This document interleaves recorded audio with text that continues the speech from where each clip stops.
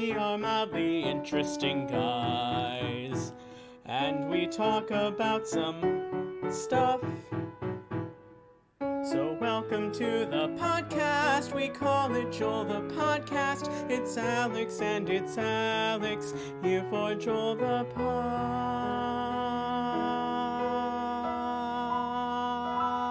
Podcast.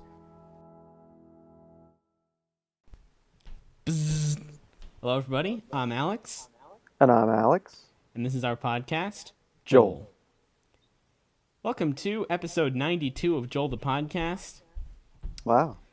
Why does that surprise you? Well, it's because being at a different computer, I didn't have the episode numbers up beside me already, so that came as slightly more of a shock, I suppose. Well, welcome to you too, then, to episode 92 of the podcast. Yeah, I've been introduced. Now we can do the podcast. I wanted to start off by letting everyone know that Nathan owes me $4. Oh, no! I forgot to think about it again all week. Gross. So, yeah. Unfortunately, Alex does not owe me any dollars. Let's blow through the sports minute here. Yeah. Should be plenty to talk about this week for a change. Indeed. So last week was kind of bad. All right, here we go. Let's get into it. So the NBA draft was this week. The NFL draft. Yeah, the NFL draft was this week. And Trevor Lawrence was indeed selected first by the Jaguars. Good for him. And the Eagles got Devontae Smith from Alabama. Good for them. That's exciting. I'm not sure. Rondale Moore was drafted by somebody. Oh, yes. So by the Atlanta Falcons in the second round. So congrats to him. Good for him. Congratulations. Too bad he won't be back for Purdue. Too bad he won't be back to be injured for another year. It's the real story. Burn. All right. No, he's our best player. All right, so got him. What else? The Have NBA fun season... being a millionaire in the NFL while we're cruising to 4-8 again. The NBA season is coming to a close, and the play-in games, which were added this year, are looming, and LeBron, now that he might have to play in them, doesn't like them. He said whoever thought of them should be fired. The end. I saw that quote. I didn't realize it was because he was potentially going to have to play in them. That's even funnier. Yeah, he supported them last year, and now that his team... Because he and AD have been injured. I guess we were exceeding the sports minute here. He and AD have been injured for several weeks, so their team is dropped to around the 6 or 7 seed, which is where the play-in game starts. So yeah. All right. It's interesting that. Nope, that would be too much sports discussion. I think you're right. Let's move on. We've already overstayed our welcome. Yeah. Did we get any emails this week? In fact, we did. We got quite the email. That's exciting. Which is awesome because I haven't posted the most recent episode, so. Surely when that one goes up, we'll have even more great email responses. Here we go. This email comes to us once again from Cephalopod Master. Of course. Subject line of this email is, I am a dumbass. Cephalopod Master writes to us, it is exciting that there was a lot of things happening that would affect the Joel Low rating, but unfortunately I'm unable to actually update the score because my tablet PC broke and I couldn't be bothered to copy the files out of it at the moment.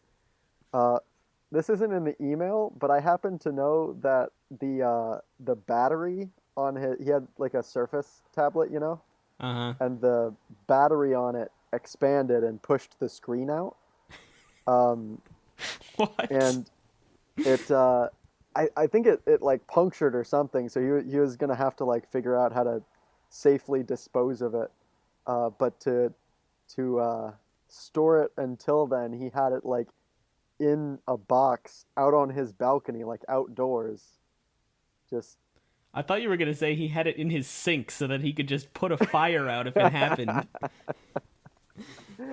Maybe that's a better idea. Yeah, if you're. It might not be. Say if you're listening, but since he's absolutely listening, he's the only person that is. Maybe you should consider storing it in the sink or the tub or something where you could.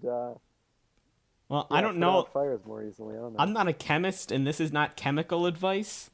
So I don't know a lot about chemical fires, but Right. it's possible that putting water on it might not be helpful depending upon what kind of battery it is and what kind of fire it is. And I don't really know if this is the case. I'm just speculating that it might not be the smartest idea. So Right.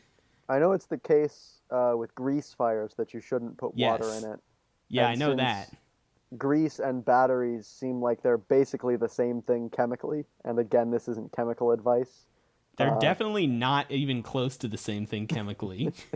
well, regardless, it's probably a bad idea. Anyway, moving on with the email, he says, I promise it will happen soon though, so don't think that your actions will not be reflected in the score, which sounds pretty ominous To um, you, to me for not having uploaded the last episode. Um, Anyway, almost every episode you mention that you have no idea whether or not the Sports Minute is better or worse than before, and almost every time I completely forget about the feedback by the end of the podcast. But my verdict is that it is superior, so good job with that. ironic we get this on the day that we exceeded the sports minute. We're Like back to the sports one time in the discussion. last several weeks in like several months, honestly. All Yeah, right. well, we've learned our lesson. We'll stop at the timer. That reminds me, even though it's completely unrelated, you were going to make a new theme song and it never got released. What's going on here? Well, as you may know, we're approaching a very monumental milestone in podcast history. Monumental. I mean, I challenge anyone out there to name one other podcast that has gone on for 100 episodes. I cannot. I would. I can. The only thing that I can say is if someone actually found one, it would almost certainly be a lie because Yeah, it's not possible for any other podcast to have done this. right. And yet here we are, a mere 8 episodes away from that milestone, that absolutely Monumental. monumental milestone. So I suppose that's not a direct answer to your question, but you may now be able to speculate what we have in mind. Um, so we'll leave it at that, just in case we don't pull it off. That way we can say like, oh, we left it vague enough that we didn't Yeah, actually except that you commit. clearly implied that we're gonna have it ready for the 100th episode. Oof. Yeah. Now you said it. I guess we have to. I mean, it shouldn't be that hard, right? Like it's not a long theme song. No, it's. I don't think it's really that challenging of a piece, but the orchestral section is going to be pretty. I'm gonna have to, I'm gonna have to make some calls. We'll see Yeah, what we can and do. I'm trying to do the rap just regular freestyle, not freestyle, but like not without it, without any editing. But I'm thinking Yeah, I might have to speed up my voice just to like get it in the correct beat and say the words fast enough. So yeah. I mean, to me, that's pretty understandable as somebody who can't rap yeah. due to a rare birth defect. I totally could have otherwise. I'm Is cool it that enough. you're white? Is that the birth defect? Yeah. I, um, let's move Yeah, don't on. comment on that. For all the listeners, I am a black grandma, so David continues. Also, I was very intrigued that Alex sent an email to a podcast and they read the email in the episode. I think he should maybe try to email Joel the podcast and see if they would read the email as well. That's not a bad idea. it is a bad idea because anything I want to say on this podcast, I already just say. In fact, I have to come up with an hour of content every week for this podcast, so I'm not able to provide additional content. That's what you're here for, David. Yeah. No. Okay. I can see the argument there. I guess honestly, if you really want, I can send an email that says Nathan owes me $4 or something like that, so we can read it on the podcast instead of the normal intro. But I Yeah. cannot add additional content. That might actually be better for me because if you sent that email, it would presumably be not during the podcast, and I would see it and pay you the $4. Well, just because you said that, I would make sure to send the email minutes before the podcast started. So, And being on the podcast, I would, you know what? I could just send it right as the podcast is starting. Honestly, since I'm on the podcast, click the button right at that moment. Exactly. Okay. Thank you. Is that the end of the email? That's the end of the email. So yeah, gave Alex a devious plot and some other good feedback. Once again, pretty good email, I have to say. Very good email. Thank you for the email, Cephalopod. Thank you for the feedback. I do want to make one comment, which is that is totally random because we've received like many emails from him. I don't know why it stuck out to me in this one, but when we came up with the "I am a dumbass" subject line, I really did not expect people to actually consistently use that. Like I feel like in the original email, like he said "I am a dumbass" because he actually did something like. No. The original joke for "I am a dumbass." What was the original joke? It wasn't anything he said. I actually weirdly remember this. I think it's because I listened to the episode for the 2-year special. But essentially the joke was, I like vaguely remember the joke. I can't tell it fully, but we were talking about how small my class was. Oh, like high school class. No, I remember it. And let me tell the full joke because I remember it. Okay, if you remember it, go ahead. Yeah, because I was like, his class was really small. If you think if you think you know how small it was, you don't know. Okay, it was smaller than you think, right? And if you were one of those people who think that, you're clearly a know-it-all. So no, I almost forgot. That's like 90% of the way there. I don't remember how it completely connected to "I am a dumbass," but it was probably something like, "Send us an email, subject line "I am a dumbass," and tell us." So no, that wasn't so the it line. Either. I think we're like 99% of the way there because the line you said was, "It's more than one person, dumbass," or something like that. No, yeah, because I was like, if you think you know how small it is, it's smaller. And I know what someone out there is thinking, it's one person. It's more than one person, dumbass, or something like there that. So. And then I probably said something like, "If you're that dumbass, email us," or something like that. Send us an email. Subject line: "I am that dumbass." Yeah. But then it caught on apparently. Anyway, I think we briefly talked about like people like using that subject line regularly, and because I think shortly after that was when David sent the email saying "You are dumbasses" with the terrible elongated muskox plot line. Right, that's right. This was all kind of part of the lore of this subject line, but I'm very pleased and surprised that it has lasted this long. Yeah, I mean, in some ways, I kind of feel like it was inevitable because if you're writing an email that doesn't really need to have any particular subject line, coming up with a subject line is like more effort than it's worth. Mm-hmm. So if we've just given people kind of a baseline default subject line, I feel like it's easy enough just to go with that. So that's a good point. I didn't even once think again, about that. good job, us. Great forethought there. Literally patting myself on the back right now. Yep. So we're gonna do something that we never ever do on this podcast, which is something we haven't done before.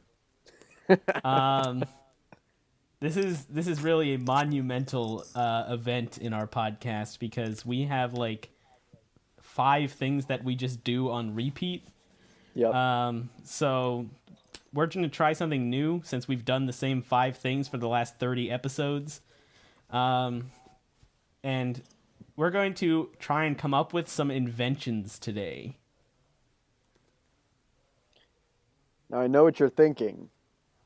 Well, I don't actually know what you're thinking, but let me... More than one invention dump... No, okay.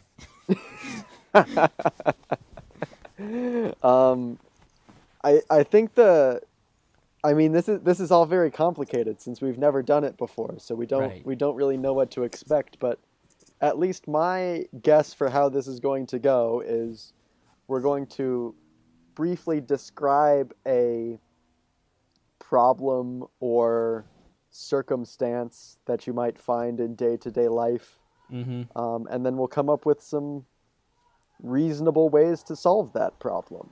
Right. And of course, by So, reasonable, we mean totally absurd. So don't if you're listening for real invention ideas, turn it off now. right. If we had any good ideas, we'd keep them to ourselves so that we could make all the money And in fact, off maybe of we our are, and you ideas. just will never know until we come out with it. That's true.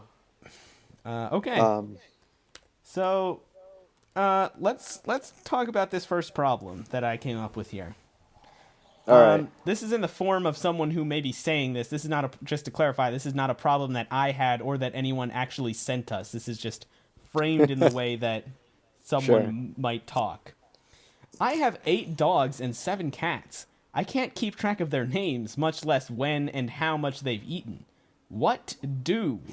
P.S. Please don't say get rid of them. Okay. So I feel like that's a pretty reasonable constraint. If you've got 8 dogs and 7 cats, chances are um, you've made some mistakes, but you've come to terms with them because you still have the dogs and cats. Chances are you're a normal human being who, when they have a dog, is attached to it, as isn't just going to be like, I can just get rid of this dog or cat. Yeah, I don't want it anymore.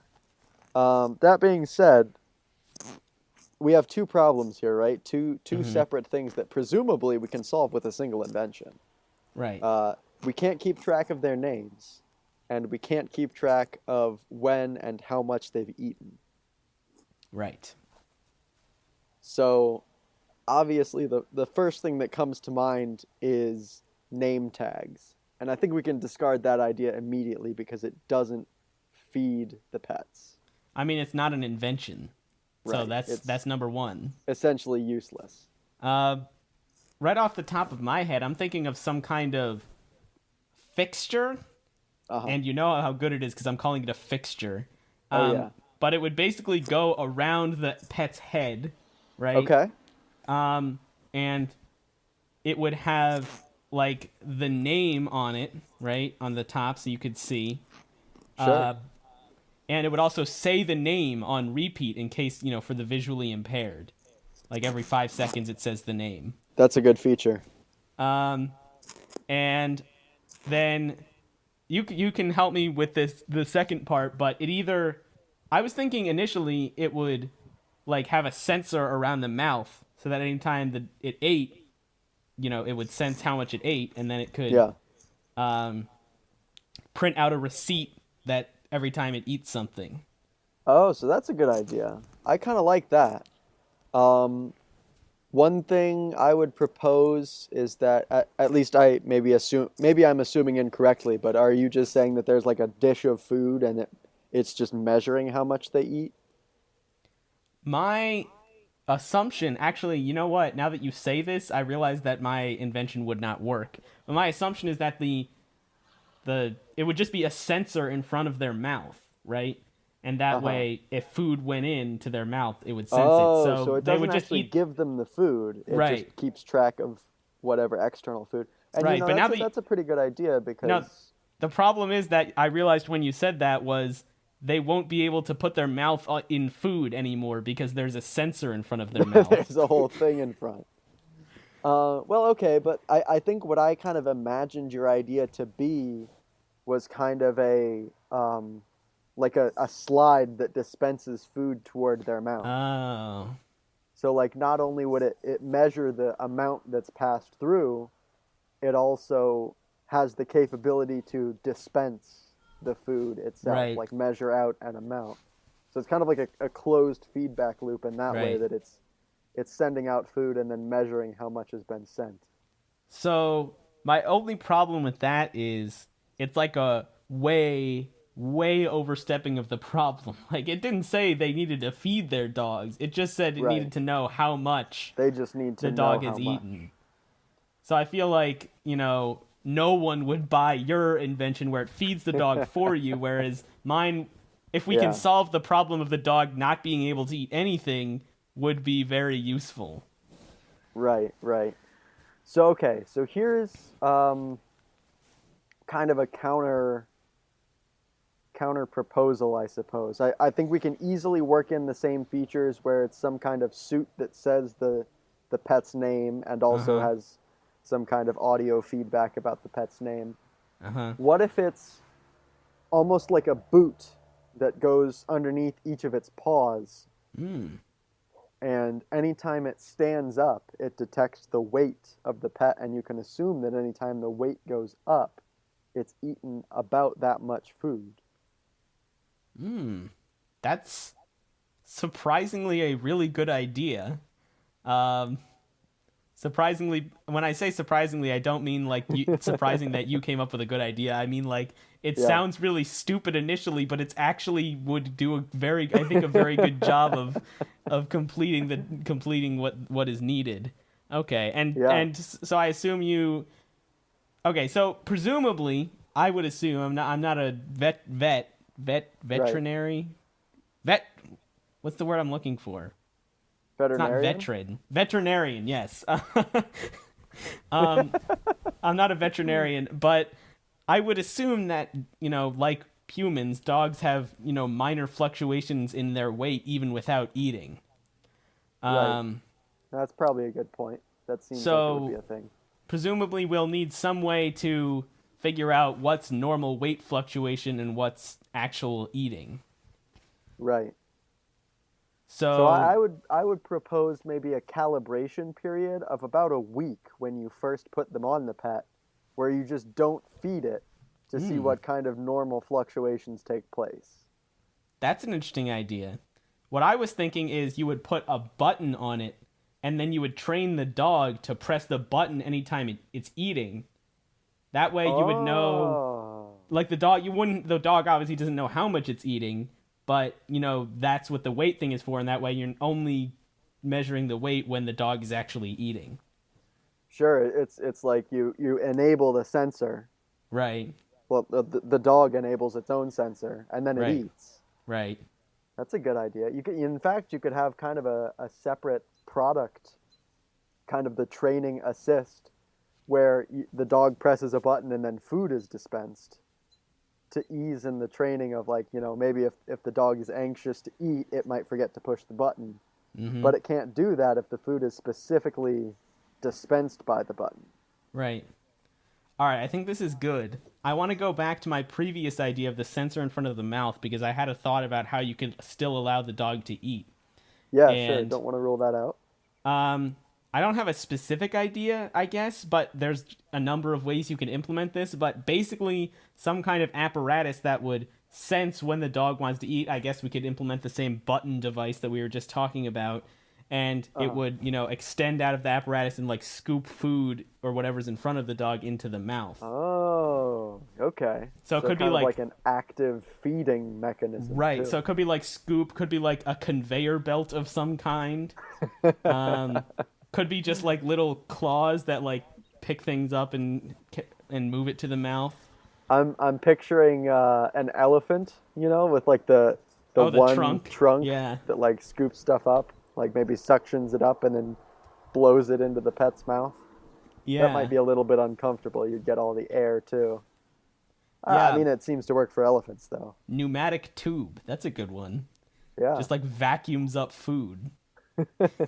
We know that dogs and cats famously have no problems around vacuums. So Yeah. I'm sure that would go well if it was right And in their forcefully face. sticking the tube in the dog's mouth and then making it start making a loud noise would have no possible negative side effects. So, All right. Here's one thing that we just haven't addressed at all that I think is fairly important to at least mention, yep. which is that dogs and cats, and in fact dogs and other dogs, are different sizes. So we need some Mm. kind of universal platform, or at least kind of the concept of different sizes. I mean, if we just want to say there's a small, medium, and large headgear thing, I'm fine with that. But Yeah, not only are dogs and cats different sizes, but there's many different sizes of dog. right, Like cats are generally about the same. So yeah, I would think that. I mean, my first thought, which I don't really know if it's applicable, but the first thing I thought of was like twist tie or not twist ties, zip ties. So you know how okay, yeah, you like put it through and you like pull it to however much you want, something yeah. like that. might work for both the mouth thing, so it's like around, as small as the mouth is, but Right. also for the part that goes around the neck, like where the collar normally would be. Because Sure. I assume, as I said before, this is in my head. This is like a helmet, basically. Yeah. Um, Added feature of head protection. I Indeed. hear uh, brain injury. There's like a fancier word for brain injury, isn't there? That's prevalent in pets, is what I'm trying to say. They hit their heads a lot. You know how animals just run into things with their head all the You time? you know how animals be. You guys have seen a dog, right? And how they do We've that all all the seen a time? dog, so there's no need to probe any further about what they might look like. Actually, it reminds me of a Jake and Amir where it's the one with Ben Schwartz where he's a cow hunter, Oh, and he's you like, could give me all the he time in the world to draw a cow, and I still couldn't do exactly. Um, okay, I think that pretty well wraps up that problem. So why don't you say what your first problem to for us to discuss is? Sure. So this is I know you said that this isn't a problem that you face or anyone you know faces. This one I actually am drawing a little bit from my personal experience over the past week. Okay, perfect. Um, so I live in an apartment building, as Mm-hmm. many of our listeners may know. Um, in fact, most of them have probably been here. But one of the You things that my apartment building prominently features are horizontal flat surfaces that birds land on. And the mm, apartment management doesn't want the birds to land there and make a mess and cause noise and so on. So, one of the things they've done um, that I have noticed is outside in one of the stairwells, there's kind of, I think it's some kind of either lighting fixture or like maybe air duct or something like that that kind of protrudes from the wall, and there's a little platform, and it, you know, on its own, it looks like a perfect place for a bird to come in. It's sheltered from the wind and weather and so on. It's just like a nice little cubby about 20 feet up, um, where a bird would just love to put a nest. So what the apartment building did was they put these like, I guess, spike strips on these mm-hmm. things to like deter the birds from landing there. Mm-hmm. However, what I have noticed is that these are pretty uh, ineffective because, in fact, a bird has built a nest on top of one and currently lives there. That's pretty funny. So, my my problem to solve is, I guess we can go two directions with this one because either one I think would be able to solve this overall problem is how do you deter birds from going to a particular place, or Mm-hmm. alternatively, how do you attract birds to a different place? Okay. I mean, so obviously these are not the real answers because these are existing things. But my first Right. thoughts, what when were a gun that just fires at anything that moves, um, would certainly deter birds. Or the other thing I thought of was a device that plays a very loud sound when um, when anything motion sensor. Actually, I don't know if Sure, either yeah. of those exist. They probably do, right?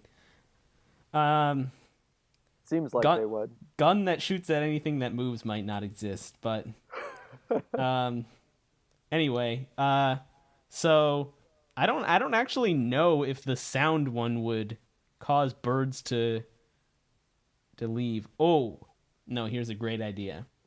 So every horizontal flat surface in the apartment building where birds might land, just install basically like an ejector seat. So Oh. anytime a bird lands there, it just pops out and throws the bird off. That's a good idea. So in this case, the nails didn't work because it could just build its nest up around, but presumably it would have some kind of like, pressure sensitive. The moment it starts to put nest materials down, they just get flung away.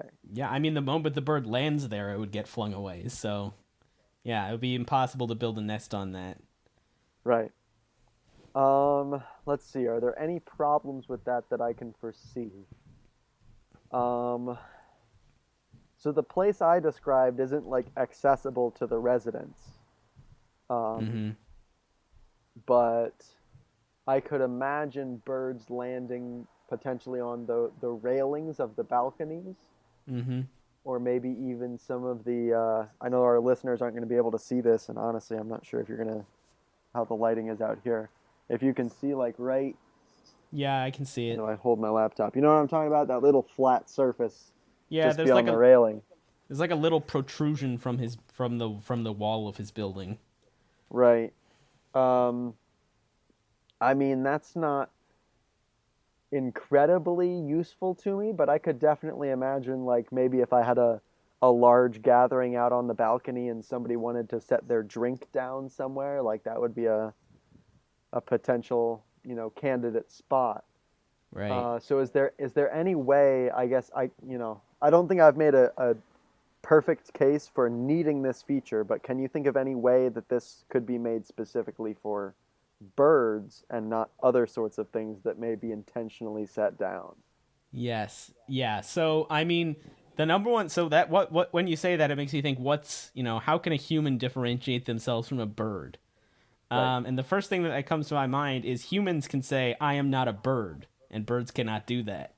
That's So true. I would say that if you wanted to prevent it from activating, you would just continuously say, "I am not a bird" over and over again, so that So it would know you're not a bird. right, each ejector seat would essentially also have a microphone Right. listening for that key phrase. Exactly. And that's a good idea. You don't want to just listen to speech because otherwise the birds can land next to people, and that would, I Right. feel like, in the apartment's point of view, be even more disruptive to the residents. That's Exactly. almost certainly the worst case scenario is if a bird lands and somebody sees it land there. Right. They might just So move out that day. yeah, I mean, if I have to say, like the staircase where I described this bird nest, it's on the opposite side of the building. So I Mm-hmm. do still feel safe when I'm within my unit with the door locked. But going down that staircase is a little bit sketchy sometimes. So certainly exploring my options for when my lease is up. Right. And I think as Put it that way. additional features would include multiple languages, right? So if you had a non-English That's speaker, important. they would be able to say, "Hey, whatever I am not a bird" is in their language. Um, Yeah, I got to break into those overseas markets for sure. the other thing that I'm thinking about, maybe you can help me with this, is what about birds like parrots that can imitate human speech? Right. That was actually one of the first things I thought of, and I kind of dismissed it initially because what are the odds that a parrot would realize that saying "I am not a bird" is the key feature? Like that's a pretty easy thing to explain to a human, I think. Mm-hmm. Maybe I'm underestimating parrots, but I feel like they're more um, like the cliche is they just like repeat what you say, or they have kind of a response based on things that you say to them. It Yeah, seems to me kind of, in my limited knowledge, more of a pattern matching kind of thing than a it like is. deductive reasoning kind of thing. But maybe that's good enough. Maybe they could, learn Right. to. I mean, my thought is you're right that it's probably unlikely that a parrot would ever learn to continuously say "I am not a bird." But Right. I'd rather, be prepared for that scenario that just in case than, be caught flat-footed if a parrot happens to evolve to be able to do this. So, Sure. And I mean, I think you're absolutely right. Just picture the commercial where the Billy Mays guy is like demonstrating the product. Obviously, it isn't actually Billy Mays, but I can't name any other infomercial people, so Uh-huh. it's the Flex Seal guy. He's like slapping Uh-huh. his tape down on the ledge, and it gets sprung off. And Uh-huh. then he's like, "But watch this! I am not a bird. I am not a bird. I am not a bird." And he, Right. sticks it down, and obviously demonstrates the product. And then he says, "But that's not all. It's also parrot proof." And you show the clip then of the parrot saying, "I am not a bird," and it Right. gets flung off anyway. I Right. mean, they sell themselves at that point, right? Exactly. I think anyone who had ever seen a bird would immediately buy one. Right. So, So any all that is ideas? just to say that this is definitely an important feature. Um, Potentially, so there are two different directions that I can think of to go. And I think each of them has pros and cons, and I don't think either of them is really the right answer, but maybe it'll kind of springboard some other discussion. So number one, we've talked about pressure sensitivity.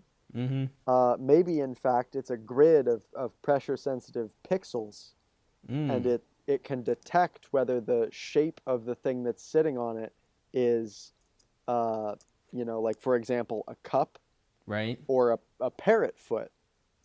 Okay. And if it is a cup and it doesn't say I am not a bird, the risk is that a bird has started building a nest inside the cup or something like that. So obviously it's got to go. If it is a parrot foot and it says I am not a bird, I'm still pretty suspicious because it looks like a parrot foot. So I probably Right. got to catapult it. That may not be 100%, successful in distinguishing things, which Right. is I would. why Okay. I Go ahead think with your second the idea. second idea I think is both a little bit better and incredibly more complicated, Right. which Which is is that also better. each tile also has a camera and image recognition software that can not only distinguish between, birds and not birds, but like birds and fake birds. Mm. Because I think if you were to set down your, commemorative bird sculpture Right. while saying I am not a bird, you shouldn't be punished for that activity in this Right. case. That's a good idea, and I think you could even, add infrared capabilities to help distinguish between birds Oh, that's a good and idea. non-bird objects. Right. Yeah, get a average temperature reading of the subject. Right. Um, and I mean, we're pretty much like 99.9% of the way to, parrot proofing this. I mean, Right. we're 100% of the way to parrot proofing this. I think with our current model, it's still like within the 0.001% possibility of you having some kind of object that's warm and looks like a bird. Right. Um, and I would say if we really wanted to get 100%, we could set up like a website where people could go and look at pictures of potential birds and identify whether they're birds or not and earn like, you know, I don't know, cookie clicker, so not any actual money, but like some kind of virtual style money where it's one of those Right. games where the you what you can get with the money is just a better More ability to money. do the thing, or like different skins or whatever. You earn So money from identifying birds, and with that money you can purchase pictures which may or may not be of birds, and you have to identify whether or not they're right, birds. exactly. So I think a system like that would really help weed out the final outliers to this plan. Somebody honking at me? I don't know if you So could hear that on the recording. I could not, but I could hear that. Cool. I think we would Uh, have heard that even if we were inside, though. Although the recording might have heard the honking, I might not have. Um, so so that takes care of the how to get rid of birds. But what if we wanted to attract them to somewhere else, like you said earlier? Oh, I completely forgot that there were two sides to this coin. You're right. So let's see. I mean, the obvious first step is just to take that invention that we've just created and kind of find the logical inverse, right? So some kind of flat surface that rather than catapulting objects off of it, sticks objects to it. No, the logical No? inverse is even better than that. It sucks the birds in, um, and then they can be, you know, pulled down like a tube or something into Uh-huh. wherever you wanted the birds to go.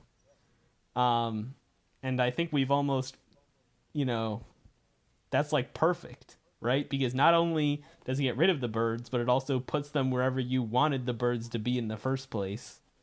Right. This Um, is an even more versatile solution. right. You can relocate the birds to your competitors' apartment complexes. Plus, it's so funny thinking about a bird just landing on a roof or something, and then going, and it just being sucked in there like with no warning. That's very. I have this cartoon image of it like landing and then like a little circle opens up underneath and like a puff of feathers and it just like Yeah. shoots down into the hole, you know? Yep. That's very comedic. um. All So, right. Well, that's terrific. Let's go on to the next question. yeah, not a whole lot to that. I think we really just nailed it immediately. What do you got? My TV remote is so inconvenient. I keep losing it, and sometimes when I want to use it, I have to get up and out of my chair to get it. What do I do?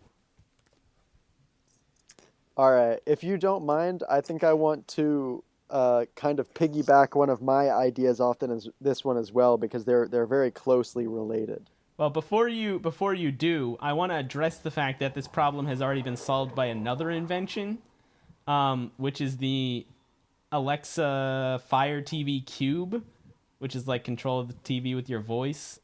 And I just Right. want to say that don't worry about that. All right, go ahead. All right, so my proposed problem is, I think in the same vein of, you know, you sit down on the couch, you want to entertain yourself, but alas, not everything is within arm's reach. So picture Mm-hmm. this: you sit down on the couch, you've put Breath of the Wild in your Switch, Mm-hmm. and all of a sudden you receive a text. It's from Joel. He hasn't texted you in quite a while. This is quite a shock. Uh-huh. And he says, "Do you want to play Smash?" Right. And of course you do, because Absolutely. you know why would you not want to play Smash? And especially because Joel reached out. That's That's incredible. exciting. Yeah. So, oh, but you have to get up off the couch Oh and no. switch the game out of your Switch.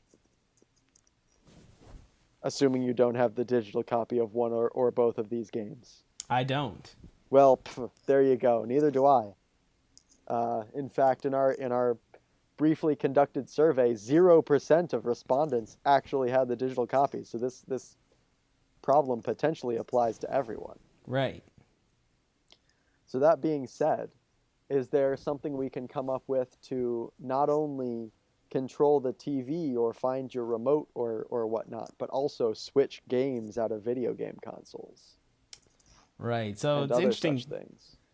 We seem to have two and a half separate problems here. Like, Mhm. so we have the losing your remote and the getting up to find the remote, and then Right. kind of half related to the getting up is the getting up to switch games. Yes. Um, so let's take them one at a time and let's talk about losing your remote first. Mhm. So I mean, actually, I think because when I initially wrote this problem, the intention was to solve both of these problems with a single invention that would replace your TV remote that couldn't be lost or having to get up to get. Of course. But I think this could solve the Breath of the Wild problem too, and it's okay. So you know how in NFL games they have like a sky cam that's on like two wires and it like Yeah. rides around above the field. So this is Yeah. basically that, except instead of a camera, it's like a little claw. I'm picturing the arcade machine, you know, where you like move it around and Yeah. then drop the claw. Yeah, and it's pretty much that level of precision. Right, so you control it, and this is probably not as good for your Switch. Yeah, Um, but this claw will eliminate your need for a remote because it can just press the buttons on the TV. right. And it can possibly, depending on how good you are at the claw, you know, reach down, open up your Switch, take out the cartridge, and put in the new cartridge. All with just joystick and a single button control. Right, and I think that after only a few hours of trying over and over again to do that, you could do it. So, Yeah. that would certainly be much better than having to get up.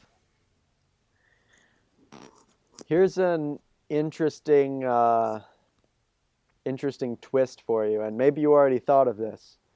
But my Switch is actually stored on a shelf underneath Ooh, my TV. So presuming right. we have some kind of like ceiling access, it may be a little bit difficult to get in there. Right. Okay, so and the other thing is yeah, okay. So I mean my solution and you can tell me if this works for you because I can't really relate to this scenario is attach a drill to the sky hook. Ah, okay. And that way if there's something in between it and what it's getting to, it can just drill a hole through whatever it is and then get to it. That seems pretty reasonable. And I mean, it's not like I move my Switch, so once the hole is there once, Yeah, I it only can have to just drill use the one same hole. hole. Yeah, Um, that's definitely helpful. You could probably even run a little vacuum tube to clean up the sawdust, so it wouldn't even make that's a mess on the carpet. that's a great idea. Um, okay, so this. I guess this is a basic idea. I wonder if we can think of something that can replace. All right, yeah. I'll Here's say a problem that we definitely haven't solved yet. what? Even if we have this device, if you don't know where the remote is, how are you going to grab it? So we still need to know how to find it, right? Or at least how to Right. never lose it. Yes. Okay, so let's scrap this idea. Honestly, I think this is an interesting idea, but it doesn't solve enough. It's not good enough of a solution. So let's see if we can think of Yeah. something else that would like ideally eliminate your need for a remote at all if we can. Mm, okay. Yeah, that's kind of a different direction. My initial thought, I guess, was to try and think of what could I do to my living room to make sure that it's impossible to lose a remote there. Looked like Here's you had what an idea. now I have an idea which is All kind right. of related to what you were saying. A couch remote. So like the So remote is just built into the couch? your your couch is replaced with a remote control of equivalent size. So number one, you can Does never it lose it because is it it's is it just shaped like a remote or is it shaped like a couch? oh yeah, shaped like a remote, hard plastic, everything like a remote. Okay. Um, so you can't lose it because it's giant, and you That's can't true. even move it very easily. And number two, you never have to get up to get it because you're always sitting on it. You're always sitting on it. That's a good point. And in Um, fact, if assuming that the remote still comes with the TV, you can save yourself money because you've only got to buy a TV rather than a TV and a couch. Indeed. One problem that I would see with this that we need to solve is that you would probably sit on the buttons by accident a lot. Right. So what's a way you can think of to get around that? Um, I think this works well if there's only one person. Mm-hmm. Maybe less so the more people you have, but if there is just one person, you can arrange your room. So like in my living room, essentially there is like a spot on the couch where you're like kind of centered in the TV. So if like I'm the only one sitting down at the couch, that's where I sit. Right. And I feel like that's probably pretty common with a lot of people. So what you can do is position the remote couch so that the like number pad is at that spot. Because like I don't know the last time I clicked numbers on my TV remote. Right. I mean, my TV, let me just show you my TV remote. It doesn't even have numbers. This is what it looks like. Oh, you're right. Yeah, with So for the those of you who don't know, it's got like, volume and stuff. It's got like a clicker in the middle for selecting things. It's got a right. few buttons, for different abilities, but none of them are numbers. And it's kind of small, Right. for It's what you kind of would your normally like think of. simplified smart TV remote as Right. opposed to the classical It's like TV about remote. it's like about it's like a little bit taller than my phone and about half as wide. So Yeah. No, that's a good point. I definitely wasn't thinking about that because although I also have a relatively new smart TV, it came with like a full size mm, remote kind of thing, which was a bit surprising. But um, I suppose if you're making the remote the size of the couch, you don't necessarily need to scale up the buttons. So you could still have them laid out in the mm. same places, but stay fairly small so that it's less likely that you'll accidentally push them. You can sit kind of in the space between them, kind of arrange yourself so that you're deliberately not pressing buttons. Yeah, that's a good idea, and I think it would allow you to get some exercise if you needed to, you know, press buttons that were you were not sitting next to. Um, Right. get up and be able to press those buttons, or And even have a friend, who's sitting down at the other near the other buttons. that's true. If the remote couch requires you to get up off it in order to adjust the controls, then you're already up and you might as well walk over to the Switch and switch the games. Maybe we don't even need an invention for that. Yeah. Or hear me out. What if this is like what you're sitting on, the remote, and then Right. the backrest is the Switch, and it's much larger as well. Oh, And that way you're okay. I know this wasn't a problem that you said, but you won't ever lose the Switch, right? That's Um, true. and it'll always be right. You'll have to stand up probably to reach the game cartridge, but you won't have to like walk anywhere, which was really the main problem initially anyway. Right. That's definitely like I don't have a problem standing up and sitting down, but taking steps is Right, just that was the a huge main inconvenience, inconvenience. Um, especially because my between my coffee table and my nope, between my couch and my Switch is a coffee table. right. So you've got to walk around it. That's just a Yeah, pain. so that's all right. I assume that was your second problem, or that was just something you wanted to add on to my second problem. No, that was my like pre-existing second problem. All So we right, let kind of me let me hit my third problem here then. Now that we've all gotten a right. giant remote and giant Nintendo Switch. Cooking is such a hassle. I have to stand there and cook things for the proper amount of time, then sometimes even do something else and stand there even longer. Invention can help either way, stand with the standing or with the waiting. What do I do? So it's actually funny. My third thing is also related to cooking. Hmm. And since I'm seeing we're getting close to time, maybe we should wrap these together as well. Yeah, say yours. Um, so my problem kind of addresses a very specific part of cooking, um, and in fact it's a very the way I had conceived it is a very specific dish, although it can definitely be generalized to fit your full problem. Um, a lot of times, for example, this morning, for breakfast, I don't want to like spend hours making pancakes or muffins or something like that. I really Right, just want something that can take the raw ingredients and within some kind of enclosure create, for example, a single muffin. right. So like what kind of considerations would that device need to have, and is there some way we can generalize that to solve the entire problem of cooking? Right. So, what it's probably a good thing you said that because my initial thought from my problem only was to just eliminate cooking by only eating like ramen, for example, or something that could be easily prepared basically by a machine designed specifically to, you know, put water in it, put it in a microwave, and then give it to you, Right. which would be. But you know, in with your specification that you generally want to be able to make other things, which I think is probably a good one, since most people don't want to eat ramen every meal every day. Seems So like a let's fair assumption. yeah, so let's think about what could help us with that. So my first thought is we have to limit it a bit, right? We can't allow it to cook anything in existence.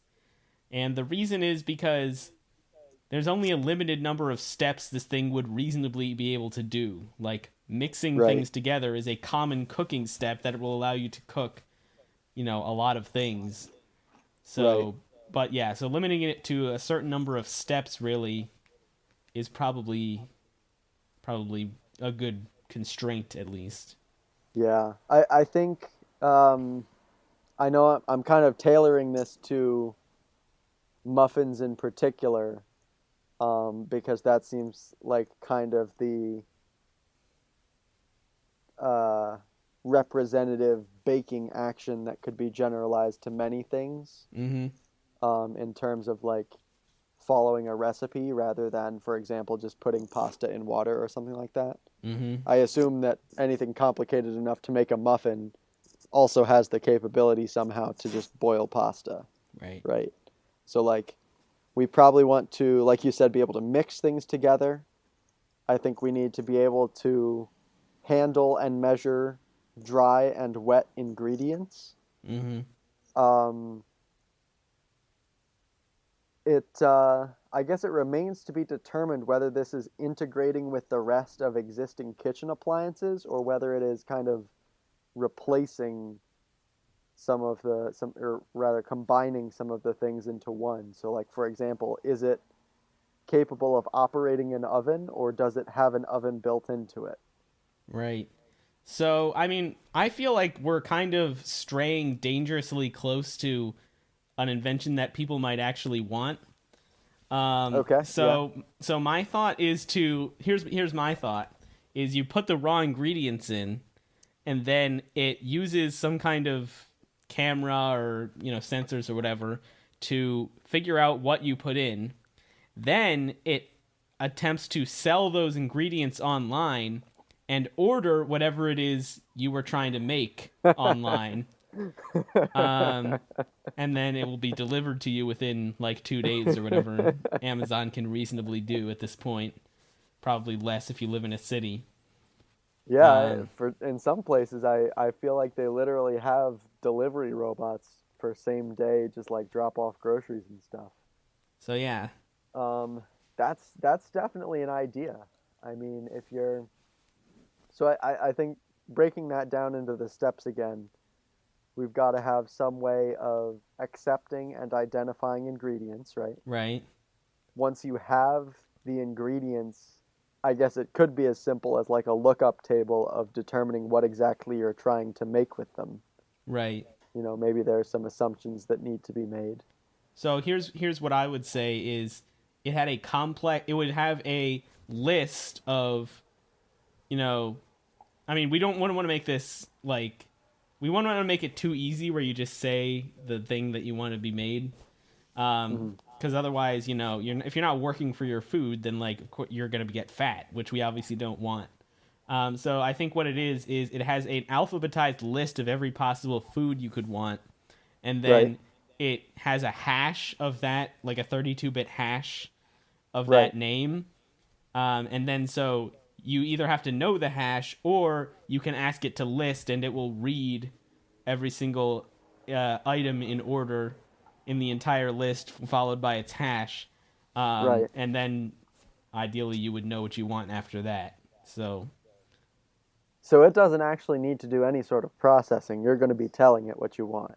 well, it needs to do processing of figuring out what ingredients you gave it, right? Because you know, It needs to determine market values of those ingredients, I right. assume, I right? mean, I guess actually, if you're telling it what you want, it can just assume what ingredients you gave it are the things that make that thing that you wanted. Yeah, Um, it can assume that the I'm really struggling to not say literally the exact same sentence you just said, but I feel like I have a little bit more nuance to it. Maybe you also meant that nuance where essentially it is like let's say you give it flour and sugar and milk, right. and then you tell it, I want to make the world's worst biscuit because I think there's other things that would go into a biscuit, you know? This is a bad example. Do you know what I'm trying to say? Okay, let me tell you what I'm thinking, and you can tell me if this is what you are also thinking. Okay. Basically, if I wanted to make a muffin, I would Yeah. put in all the ingredients necessary to make a muffin, and then Right. I would, since I am not a power user, already know the hash for muffin, Of and I course. would list out the entire 64 character hash, um, and then the machine would know, okay, he wants a muffin, so here's the ingredients that I need to make a muffin, which means that that must be the ingredients that I have, right? So it's not looking at the ingredients you actually gave it, it's just assuming that it's what's needed to make a muffin. It Um, does need to know, I assume, that like the first thing you gave it was the flour, and the right. second thing you gave it was the sugar, and So so right, so on. it seems like a better interface would be to have some kind of basket or collection mechanism where it says, so once you tell it, it puts it down and says insert flour, and then you insert the flour and it comes back and it comes out insert milk, and then you can go back insert sugar or whatever, Right. and then it repeats that for each ingredient. Uh-huh. Okay. So This is seeming pretty reasonable. right, um, so what do you think? So here's a problem with it, which is that once it sells the ingredients, it's kind of a waste if you have to then take out the ingredient, package it, and send it to someone. I would assume Right. because Right. otherwise you would just sell it yourself. Um, so how can we get it to be able to actually send off the ingredients as well? Yeah, so I think it could have essentially, you're describing a basket of it bringing the ingredients in. I think there's a pretty straightforward way for it to, for example, dispense a liner into the basket, pop it out, you fill the basket, it brings it back in and like folds up the liner into a Mm, into a little parcel, right. and then it could print a label on it, and if you integrate it well enough, it could probably like slide them out your door to the mailbox or something. Yeah, I'm just imagining you have this and you have like a tube on the back, and if ideally you would have a kitchen that's like against your outer wall. Right. But if not, you could just have a tube that goes to your outer wall. But yeah, so it could just slide. That's a great idea. And then we would have some kind of drone service to come identify the package and pick it up and take it Hmm. to wherever it needs to go. So Yeah. that's a good idea. And then I think the last hurdle, well, maybe not really, maybe it's just kind of implied, is that this is all, like internet connected so that it could, broker the exchange and then make sure that you ultimately end up with the food item that's meant for you. Right. So is that just, there's probably just some central server keeping track of requests, I suppose. Yeah, I mean, I don't know enough about this, but I would assume you could just. Oh, you mean like a service for this thing Yeah, so specifically? like is this is this device, you've just fed it the ingredients, you've told it what you want it to make. It now needs to send a request to something so Right. that that item ends up coming back to you, and it also needs to be making posts to some sort of exchange that these items are for sale. Right. Yeah. So So are I would. we, I guess my question is, are we hosting the item exchanges as well, or is this meant to integrate with grocery stores and food delivery services and so on. I mean, honestly, I was thinking that this would just all I be posted on Craigslist, and it would post requests for the food you wanted on Craigslist, because Craigslist is probably an extremely easy site to integrate with because of how simple it is. Sure. I don't pretty not that it would universal. necessarily have an API, but just that you would be able to be like, click this link, and Right. things like that. And plus, I can't think of a single thing wrong with soliciting food from Craigslist. So, seems like the best solution to me.